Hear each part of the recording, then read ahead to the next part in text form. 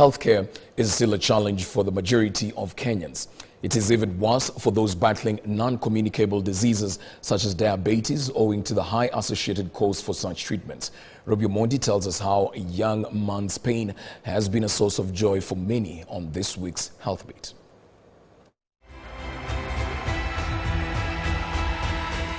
Duncan Motanya has lived through the pain of losing a loved one to diabetes.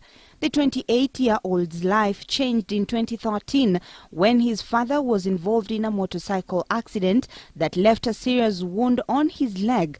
What they thought would heal in no time turned out not to be. He had some different complications that are related to diabetes, from developing cataracts, from having his leg amputated, and many other things. After his father's death, Motanya became a man on a mission that he would create awareness on diabetes. When I kept on learning and reading things about diabetes, I kept realizing that there were serious gaps on how we were helping him manage his condition. So out of this, I felt like I needed to start like a Facebook page and group which I could talk about diabetes, with a sole aim of making sure that I enlighten people. They get to know about the condition. Things that I felt guilty, I think of not knowing. And in 2014, the Diabetes Management Medical Center, Pharmacy and Laboratory located in Ngara was born. As you know, we've got different types of diabetes, type 1, type 2, or gestational diabetes. So we see 10 to 15 people every day. But our we've got main days where we conduct what we call diabetes clinics. And these diabetes clinics are different from other days because we get a specialist on board. The World Health Organization estimates that the prevalence of diabetes in Kenya is at 3.3%. The organization predicts a rise to 4.5% by 2025, with 2/3 of diabetes in the country believed to be undiagnosed.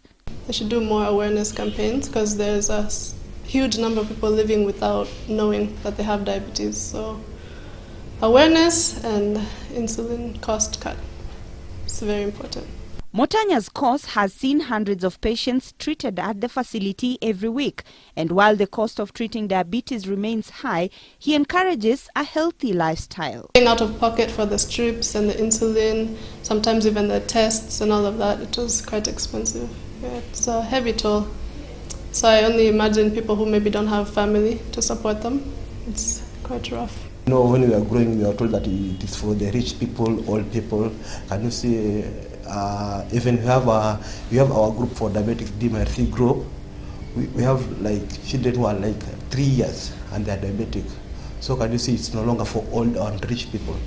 Yeah, diabetes is current for anyone. While most facilities wait an extension of tax incentives by the government to make cost of treatment attainable, Motanya is changing lives one insulin at a time. If I were to estimate what it costs generally to cost, including drugs, there are people who will tell you that for you to effectively manage the disease, you need to spend about 7,000 to 8,000 to purchase drugs only.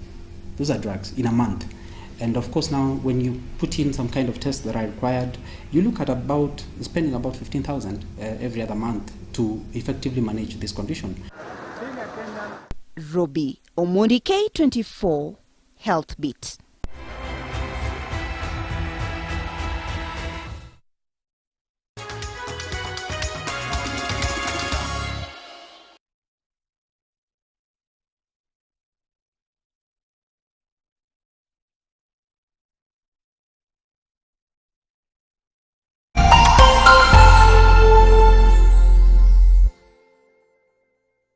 Tujikinge.